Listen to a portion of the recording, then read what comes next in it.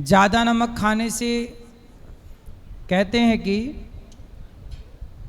High BP होता है, कम नमक खाने से लो बीपी होता है। और ऐसा है महाराज जी, नमक की बात है कि हमारे कितना लिए नमक खाएं हाँ, कि ना हाई हो ना लो हो, मेंटेन रहे। मेंटेन रहे। अभी नमक वैसे बहुत कम मात्रा में लेना चाहिए। बहुत लोग क्या है कि दाल सब्जी में नमक अच्छा, ज़्यादा खाने से हाई होता है बीपी? हाई होता है, बढ़ सही जाता है ये? हाँ। और जिनका हाई है हम कहते हैं बंद कर दो। और जिनको स्किन की प्रॉब्लम है उनको भी नमक बंद करना चाहिए, चमड़ी रोग वालों को। सेंधा नमक लो, सबसे बढ़िया भगवान ने उसको बनाया है। सेंधा नमक नेचुरल है, उसको लेने से क्या होता है, जितने भी मिनरल विटामिन बॉडी में कम होते हैं वो सारे पूरे कर देता है। और उसको लिया करो, हफ्ते में एक आध बार वाइट नमक ले लो, लेकिन सेंधा नमक डेली यूज़ करेंगे, उससे कोई परेशानी नहीं आती। और जिन लोगों का बीपी हाई रहता है उसके लिए आयुर्वेद में एक बहुत अच्छी जड़ी बूटी है जिसका नाम है सर्पगंधा। सर्पगंधा जैसे सांप के नाम से बनी हुई है सर्पगंधा, तो उसका पाउडर बना लो और 2 चुटकी पाउडर अगर आप दूध के साथ लेते रहोगे तो बीपी एकदम सेट। और जो लोग कहते हैं रात को नींद नहीं आती, करवटें बदलते रहते हैं, वो आधा चम्मच ले लें, फटाफट नींद आएगी। और एकदम वो चीज़ है जो रिलैक्स करती है और नींद लेके आती है। अच्छा, सीट जो घर में हो, इंग्लिश सीट होनी चाहिए कि हिंदी सीट होनी चाहिए, देसी भारतीय? देखिए हमें अगर कोई पूछे, हम तो हमेशा कहते हैं कि देसी सीट होनी चाहिए। आप लोगों के घर में कौन सी सीट है? इंग्लिश है कि हिंदी है? हैं?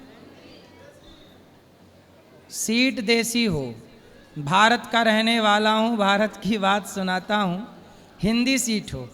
इंग्लिश सीटों में बैठने से उससे भी पेट साफ नहीं होता और उससे दिक्कतें होती हैं। उससे इंग्लिश सीट पे अपन बैठते हैं ना, अब जैसे हम यहाँ बैठे हैं, हमारे पैर लटक रहे हैं, तो ये जो चीज़ है ये अपने को, अभी मैं बैठा हूँ 1 घंटे से आधे घंटे से, तो पैरों में वो चीज़ आ गई कि मैं ऐसा ऐसा करूँ। अगर हम इंग्लिश सीट पे बैठे तो पैर कैसे करेंगे, वो तो जमे हुए हैं। तो पैर का ब्लड सर्कुलेशन बनता है। अगर मैं एक बात और कहता हूँ, देखिए महाराज जी, सभी तो नहीं कर पाएंगे देसी सीट घर में जिनकी अंग्रेजी लगी हुई है। कोशिश करो अंग्रेजी सीट के ऊपर चढ़ के बैठ जाओ। नहीं चढ़ के बैठ सकते तो उसकी बगल में पहले कुकड़ू बैठो, पहले कुकड़ू बैठो। जैसे ही टॉयलेट का प्रेशर बने इंग्लिश सीट पे आप बैठ सकते हो। पर कुकड़ू बैठने की अगर आदत आप डाल लोगे तो आपको मैं बता देता हूँ कि मेरी एक आदत है कि मैं डेली 15-20 मिनट योगा करता हूँ। जब उस समय 15 मिनट से ज़्यादा मैं कुकड़ू बैठता हूँ और 5-6 मिनट मैं वज्रासन में बैठता हूँ और 2-3 बार मैं वो करता हूँ अपना मंडूक आसन, और उसके बाद मैं पवन मुक्तासन करता हूँ। ये 4 मेरे पक्के हैं। और इसके बाद मैं दिन में 150-200 पेशेंट के साथ डील करता हूँ। कभी थकते नहीं, रात को 11-11 बजे तक पेशेंट देखते हैं। तो ये जो 3-4 योगा आसन कर मैंने बोले हैं ना, आप नोट कर लेना। तो ये आसन नहाने के पहले करना है, स्नान के बाद? स्नान से पहले। ये कुछ खाने पीने, शौच जाने के पहले? सांस जाने के बाद भी कर सकते हैं, सोच जाने के बाद ही करना चाहिए। ठीक है। जिनका पेट क्लियर होता है वो बाद में करें। नहीं, कई लोगों को ये आसन अगर वो करने लग जाए ना जी, तो उनका धीरे धीरे कब्ज का मोशन ठीक हो जाता है और वो पेट बिल्कुल साफ होने लगता है। 10-15 मिनट घड़ी दे के कुकड़ू बैठेंगे और उसके बाद आप वज्रासन में बैठेंगे। उसके बाद आप मंडूक आसन करेंगे। मंडूक आसन जिन लोगों को डायबिटीज़ है, शुगर है, मंडूक आसन करने से उनका शुगर लेवल कंट्रोल होता है। और पवन मुक्त आसन करने से घुटनों का दर्द खत्म होता है, ऐसे ऐसे करने से। तो ये सारी आसन हम हमेशा करते हैं। आप लोग करते हैं कि नहीं? योग रोज करना चाहिए। मैं भी रोज योग करता हूँ और ये जिन्होंने वैद्य जी ने जितनी आसन बताई, मैं इतनी आसन रोज करता हूँ। स्नान के बाद सुबह स्नान कर लो और स्नान के बाद हम सूर्य के प्रकाश में विटामिन डी भी मिलता रहता है। अच्छा, पानी खड़े होके पीना चाहिए कि बैठ के? हाँ, पानी का बहुत ज़्यादा भ्रांति है। सबसे पहले तो मैं बताऊंगा पानी घड़े का पीना चाहिए और पानी हमेशा बैठ के पीना चाहिए। पानी घड़े का और बैठ के पीना चाहिए। पानी को बैठ के और सिप करके पीना चाहिए, कभी ऐसे गटक के पानी नहीं पीना चाहिए। और इसका बहुत सारे लोग मेरे को कमेंट कर देते हैं कि गोयल साहब मेरे को तो 10 साल हो गए, मैं ऐसे पानी पीता हूँ, बीच में खांसी करेंगे। मैं फिर खांसता क्यों है, पीता रहे। तो मतलब कई लोग कहते हैं जी मैं तो हमेशा पानी खड़े खड़े पीता हूँ, मैं तो कोल्ड ड्रिंक खड़े खड़े पीता हूँ, मैं तो दारू भी पीता हूँ खड़े खड़े। मैं कहा फिर खड़े खड़े ही जाएगा जहाँ भी जाएगा, क्योंकि वो जाते दिखते हैं हॉस्पिटल, डॉक्टरों के पास, क्योंकि इससे क्या होता है, खड़े खड़े पानी पीने से हमारी जो गट है वो ख़राब होती है, और घुटनों में दर्द जिन लोगों के होते हैं अक्सर पूछ के देखना, सब ऐसे ऐसे गट गट पानी पी के आए हैं। लेकिन अब महिलाएं हैं जी रसोई में खड़ी खड़ी पानी, मेरे को कई लोग पूछते हैं सबसे ज़्यादा गुल साहब आपके पास घुटनों के पेशेंट मेल आते हैं कि फीमेल आते हैं? मैं कहा जी फीमेल ज़्यादा आते हैं, क्योंकि वो सारा दिन उनको पता ही नहीं चलता 2 घंटे खड़ी हैं कि 3 घंटे खड़ी हैं, उसके बाद पानी। तो मैया खड़े होके पानी नहीं पीना है। आप लोग पीते हो खड़े होके? खड़े होके पानी नहीं पीना मेरी माँ, अपनी रसोई में बैठ के छोटा पानी सा पीना है।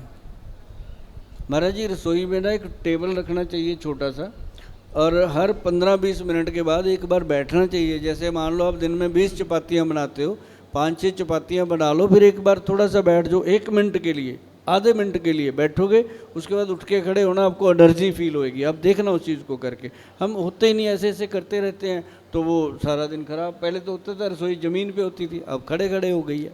अच्छा ये बताइए, ये जो जमीन पे मैया लोग बैठी हैं पालथी मार के, ये इनका बैठना सही है कि गलत है? बिल्कुल सही है। हाँ, ये मैं तो कहता हूँ भगवान की इनके ऊपर बहुत बड़ी कृपा है कि नहीं, ये नहीं। घंटे से बैठी हैं। मैं जो कहना चाह रहा हूँ वो ये है कि पहले के ज़माने की जो इनकी सासें थीं, पुराने ज़माने में, वो ज़मीन पे तो बैठती थीं, पर हल्का सा एक पटा होता था लकड़ी का, लकड़ी का, तो वो 4 इंच 3 इंच ज़मीन से ऊंचा होता था, तो उस पर बैठने से ना घुटने चले जाते थे नीचे, और पीछे का हिस्सा ऊपर, इससे रीढ़ की हड्डी रहती थी सीधी। अभी देखो ये लोग बैठे हैं ना, तो सब ऐसे बैठे, कुबड़ापन आ जाता है। ऐसे बैठे हैं, तो इनके रीढ़ की हड्डी में दर्द होने की संभावना ज़्यादा है। अच्छा, वो पीछे का हिस्सा जो है वो, यदि आपने देखा पहले गांव में सबके घर पीढ़ा होता था, लकड़ी की चौकी, तो उस पर बैठे जा, अच्छा उस पर बैठेंगे तो पालथी जब मारेंगे तो घुटने नीचे होंगे, जैसे ही घुटने नीचे जाएंगे अपने आप रीढ़ की हड्डी ऊपर जाएगी, इससे आपके कमर में कभी दर्द नहीं होगा। ये बात सही है ना? अपने बुजुर्गों ने ऐसी चीज़ें बहुत सारी बनाई थी, महाराज जी ने मुझे भी आज ये चीज़ सिखाई है। अगली बार हम जरूर बोलते रहेंगे कि ये जो चीज़ें हैं सच में बहुत इफ़ेक्टिव हैं। सुनने में आपको पता चला होगा कि आजकल घुटने के दर्द के पेशेंट कितने बढ़ गए हैं, घुटना ऑपरेशन हो रहा है, दर्द हो रहा है। वो रीज़न यही है कि हमारा खान पान खराब हो गया और हमारा बैठना सोना उठना सब गड़बड़ हो रखा है। इसलिए आप लोग अपने घर पे एक लकड़ी का छोटा सा पटा बोलते हैं, गांव में हमारे यहाँ पीढ़ा बोलते हैं, पीढ़ा, पटा, चौकी कहिए आपकी भाषा में, तो 2-3 इंच की ऊंची हो जमीन से, 4 इंच भी चलेगी, 4 इंच ऊंची हो और उस पर बैठिए। पहले के लोग पटे पर बैठकर भोजन करते थे, बिल्कुल करते थे। आगे वो रखते थे एक पटड़ा बड़ा ऊंचा, एक पटड़े पे बैठ के नीचे वाले या पे उकड़ू बैठ के खाते थे।